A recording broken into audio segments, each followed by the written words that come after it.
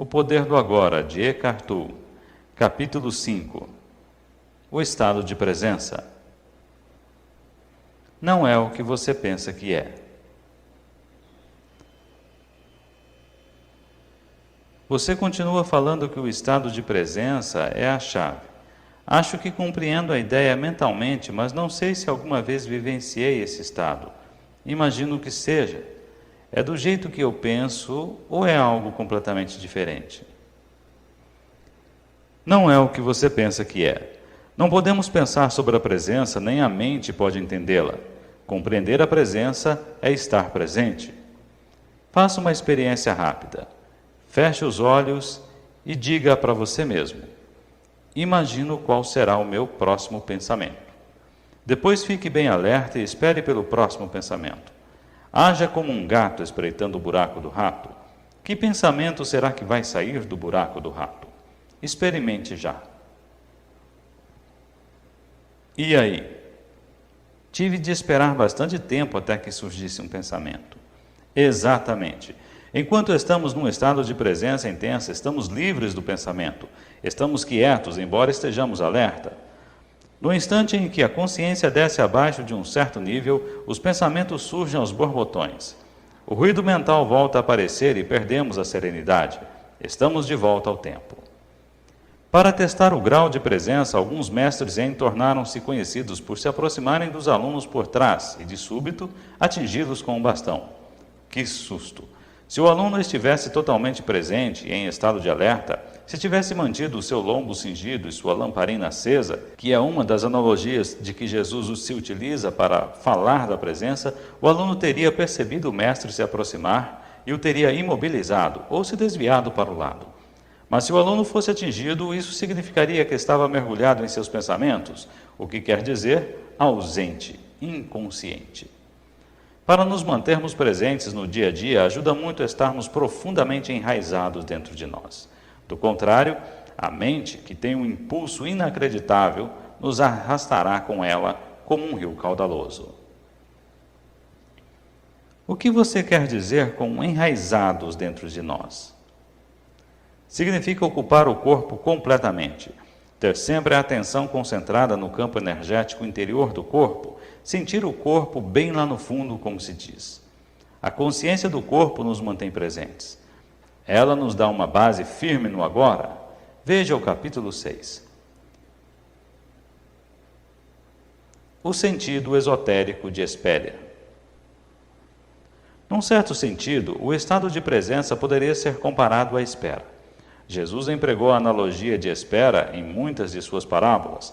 Não se trata do costumeiro tipo de espera, tediosa ou agitada, que é uma negação do presente e sobre a qual já comentei.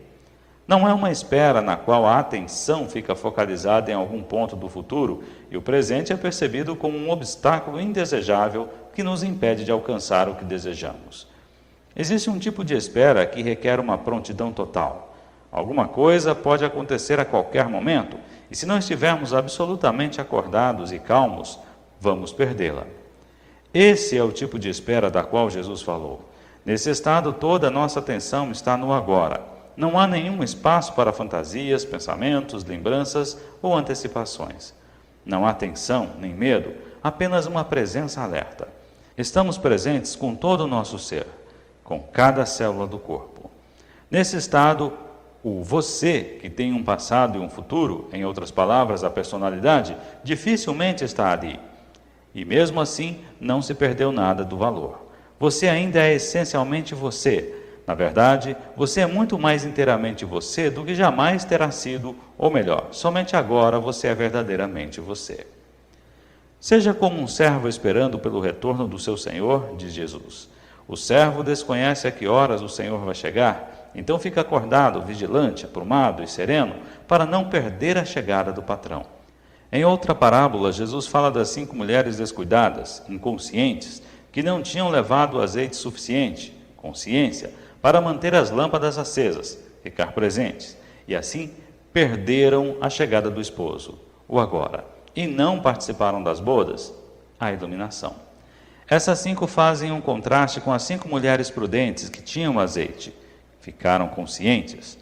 Nem mesmo os homens que escreveram esses evangelhos compreenderam o sentido dessas parábolas, e assim os primeiros mal-entendidos e distorções surgiram enquanto eles estavam escrevendo. Com as interpretações equivocadas, perdeu-se completamente o sentido real. Essas parábolas não são sobre o fim do mundo, mas sobre o fim do tempo psicológico. Elas apontam para a transcendência da mente e para a possibilidade de se viver num estado inteiramente novo de consciência. A beleza nasce da serenidade da sua presença. O que você acabou de descrever é algo que acontece comigo ocasionalmente, por breves momentos quando estou em meio à natureza. Sim, os mestres Zen usam a palavra satori para descrever um momento de insight, um momento de mente vazia e presença total. Embora satori não seja uma transformação duradoura, agradeça quando ela surgir, porque terá uma amostra de iluminação. Isso já pode ter acontecido muitas vezes sem que você soubesse o que significava e como era importante. A presença é necessária para tornarmos conscientes da beleza, da majestade, do aspecto sagrado da natureza. Você alguma vez contemplou o espaço infinito em uma noite clara, estarrecido por sua calma absoluta e incrível vastidão? Já escutou de verdade o som de um riacho numa montanha na floresta? Ou o som de um melro ao cair da tarde em um tranquilo dia de verão? Para perceber tudo isso, a mente tem que estar serena. Você tem de se despojar por um momento da sua bagagem pessoal de problemas, do passado e do futuro, e também do seu conhecimento. Do contrário, você olhará, mas não verá, ouvirá, mas não escutará. Estar totalmente presente é fundamental. Existe algo mais sobre a beleza das formas externas, algo que não pode ser nomeado, que é inefável, uma essência profunda, interna e sagrada. Onde quer que exista a beleza, essa essência interior brilhará de alguma forma. Ela só se revela quando estamos presentes. Será possível que essa essência sem nome e a sua presença sejam coisas idênticas e uma só coisa? Será que a essência estaria lá sem a sua presença? Vá fundo nisso e descubra por si mesmo. Quando você vivenciou esses momentos de presença, provavelmente não percebeu que por breves instantes esteve em um estado de mente vazia. Isso aconteceu porque o espaço entre esses estados e o fluxo de pensamentos era muito estreito. O seu satori pode ter demorado só uns segundos antes que a mente surgisse, mas ele esteve lá. Do contrário, você não teria vivenciado a beleza. A mente não pode reconhecer nem criar a beleza. Por alguns segundos, enquanto você esteve completamente presente, aquela beleza ou algo sagrado esteve lá. O pequeno espaço, sua falta de vigilância e a falha no estado de alerta impediram que você visse a diferença fundamental entre a percepção, a consciência da beleza sem pensamento e a nomeação e a interpretação disso como um pensamento. O espaço de tempo foi tão pequeno que pareceu ser um simples processo. No entanto, a verdade é que no momento em que o pensamento surgiu, tudo o que lhe restou foi uma lembrança dele. Quanto maior for o espaço entre a percepção e o pensamento, mais profundos seremos como seres humanos, ou seja, mais conscientes estaremos. Muitas pessoas estão tão aprisionadas em suas mentes que a beleza da natureza não existe para elas. Podem dizer que flor linda, mas é apenas um rótulo mental mecânico. Como elas não estão serenas, não estão presentes, não veem a flor de fato, não sentem a sua essência, do mesmo modo que não conhecem a si mesmas, não sentem a sua própria essência interior sagrada. Como vivemos em uma cultura dominada pela mente, a maior parte da arte moderna, da arquitetura, da música e da literatura é desprovida de beleza, de essência interior, com raras exceções. A razão é que as pessoas que criam essas obras não conseguem livrá-las de suas mentes, nem mesmo por um momento. Portanto, nunca estão em contato com aquele lugar interior onde se originaram a verdadeira criatividade e a beleza. A mente pode criar monstruosidades, e não só nas galerias de arte. Olhe para as nossas paisagens urbanas, terrenos baldios em zonas industriais. Nenhuma civilização jamais produziu tanta feiura. Vivenciando a consciência pura. Presença é o mesmo que ser? Quando tomamos consciência do ser, o que de fato acontece é que o ser se torna consciente de si mesmo. Quando o ser toma consciência de si mesmo, isso é presença. Como o ser, a consciência e a vida são sinônimos. Podemos dizer que a presença significa a consciência se tornando consciente de si mesma, ou a vida tomando consciência de si mesma. Mas não se apegue às palavras e não se esforce para entendê-las. Não há nada que você precise entender antes de conseguir se tornar presente. Compreendo o que você acabou de dizer, mas isso parece implicar que o ser, a realidade transcendental definitiva, ainda não está completo e que está passando por um processo de desenvolvimento. Será que Deus precisa de tempo para um crescimento pessoal? Sim, mas somente se visto da perspectiva limitada do universo manifesto. Na Bíblia, Deus declara: Eu sou o Alfa e o Ômega, eu sou aquele que está vivo. No reino eterno em que Deus habita, que também é a nossa casa, o começo e o fim, o Alfa e o Ômega, são uma unidade, e a essência de todas as coisas que existem e existirão estão eternamente presentes na forma de um estado não manifesto de unidade e perfeição, totalmente além de qualquer coisa que a mente humana possa vir a imaginar ou compreender. Entretanto, em nosso mundo de formas aparentemente separadas, a perfeição eterna é um conceito muito difícil de imaginarmos. Aqui, até mesmo a consciência, que é a luz emanando da fonte eterna, parece estar sujeita a um processo de desenvolvimento, mas isso se deve à nossa percepção limitada. Não é isso que acontece em termos absolutos. Ainda assim, vou continuar a falar por um momento a respeito da evolução da consciência em nosso mundo. Todas as coisas que existem têm um ser, têm uma essência divina, têm algum grau de consciência. Até mesmo uma pedra tem uma consciência rudimentar, do contrário não existiria e seus átomos e moléculas se dissipariam. Tudo está vivo, o sol, a terra, as plantas, os animais, as pessoas, todos são expressões da consciência em níveis variáveis, a consciência se manifestando como forma. O universo desponta quando a consciência toma um corpo e uma forma, formas abstratas e formas materiais. Olhe para os milhões de formas de vida só neste planeta, no mar, na terra, no ar. Em seguida, como cada forma de vida se reproduz milhões de vezes. Com que propósito? Será que alguma coisa ou alguém está jogando um jogo com a forma? Isso é o que os antigos profetas da Índia se perguntavam. Viam o mundo como lila, uma espécie de jogo divino jogado por Deus.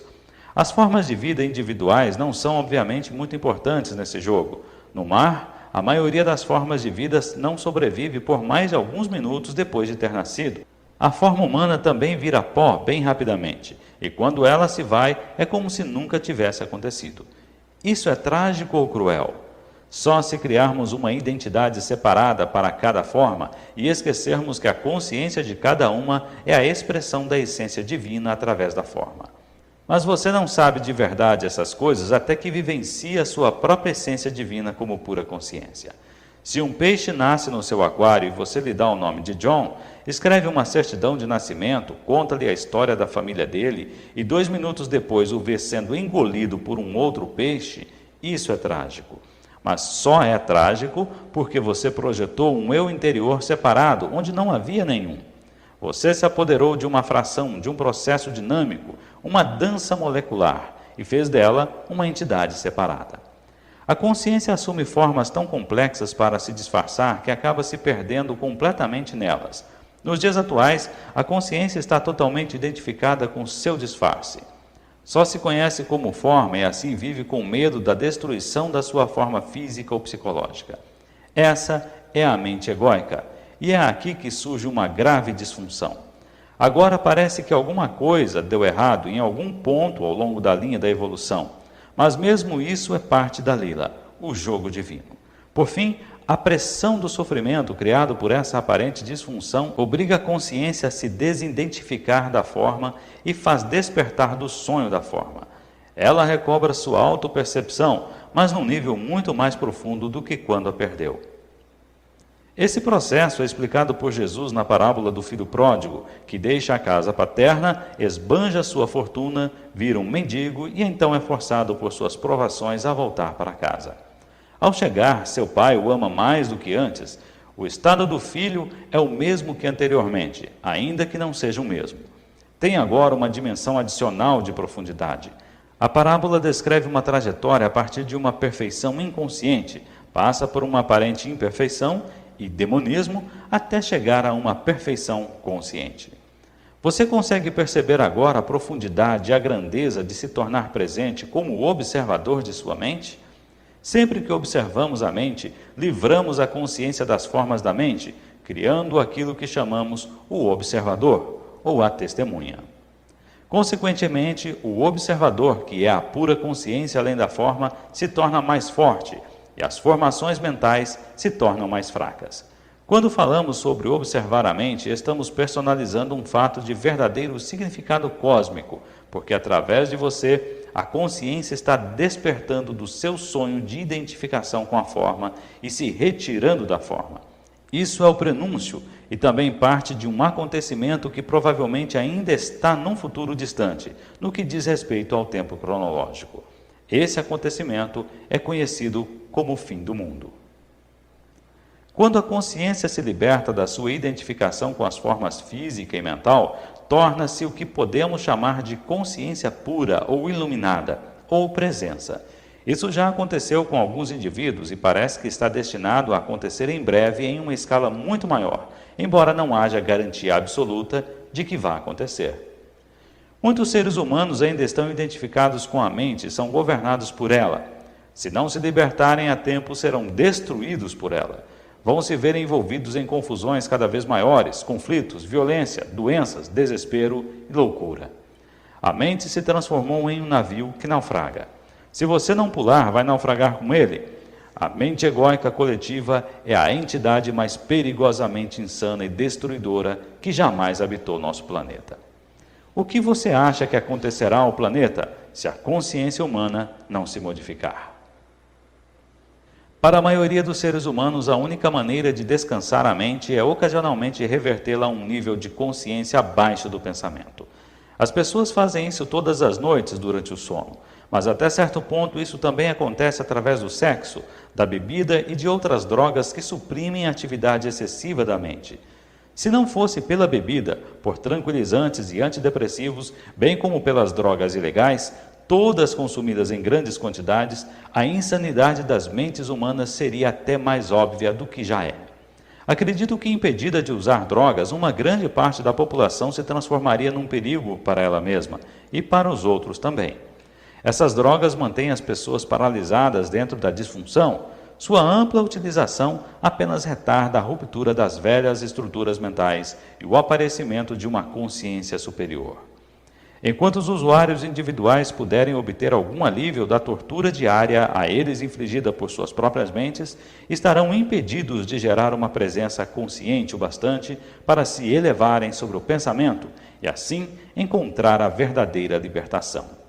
Retornar a um nível de consciência abaixo da mente, que é o nível pré-pensamento dos nossos ancestrais distantes e também dos animais e das plantas, não é uma opção válida para nós. Não há como retornar. Se a raça humana tiver de sobreviver, terá de passar para o estágio seguinte.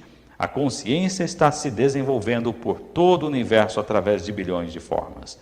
Portanto, se não conseguirmos isso, não terá a menor importância numa escala cósmica. Nunca se perde um avanço na consciência cósmica, ele simplesmente vai se expressar através de uma outra forma, num outro lugar. Mas o simples fato de eu estar falando aqui e de você estar ouvindo é um sinal claro de que uma nova consciência está ganhando espaço neste planeta. Não há nada de especial nisso. Não estou ensinando nada a você. Você está consciente e está prestando atenção. Há um ditado oriental que diz: o mestre e o ensinamento juntos criam o ensino. Em qualquer caso, as palavras em si não são importantes. Elas não são a verdade, só apontam para ela. Falo num momento de presença e, enquanto falo, você pode querer se juntar a mim nesse estado.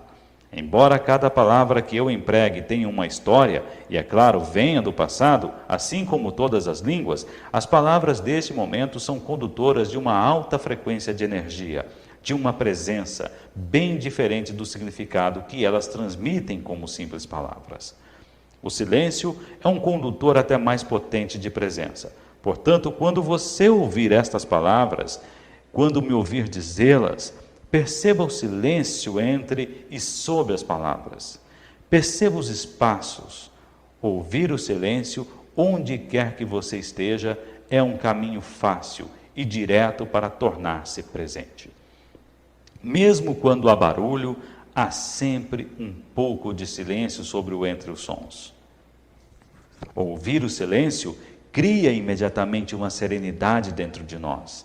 Só a serenidade dentro de nós percebe o silêncio lá fora. E o que é serenidade, senão a presença, a consciência livre das formas de pensamento? Eis aqui a realização exata do que venho falando. Cristo, a realidade da sua divina presença. Não se apegue a uma única palavra.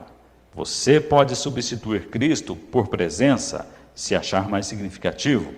Cristo é a essência de Deus dentro de nós, ou o nosso eu interior, como às vezes é chamado no Oriente.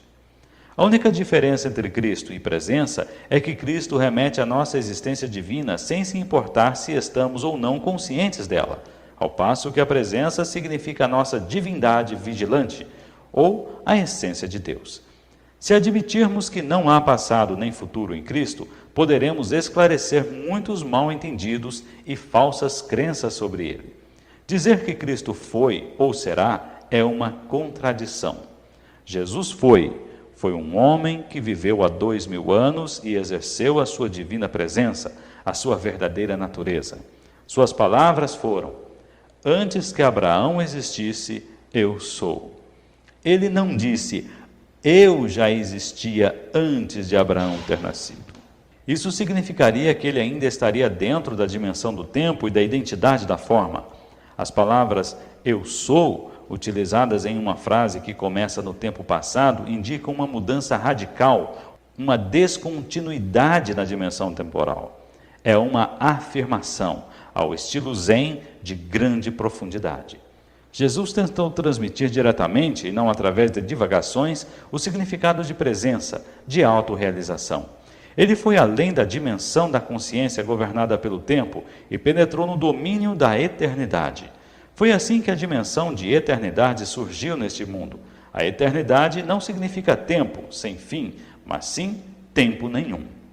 Assim, o homem Jesus tornou-se o Cristo, um veículo de pura consciência.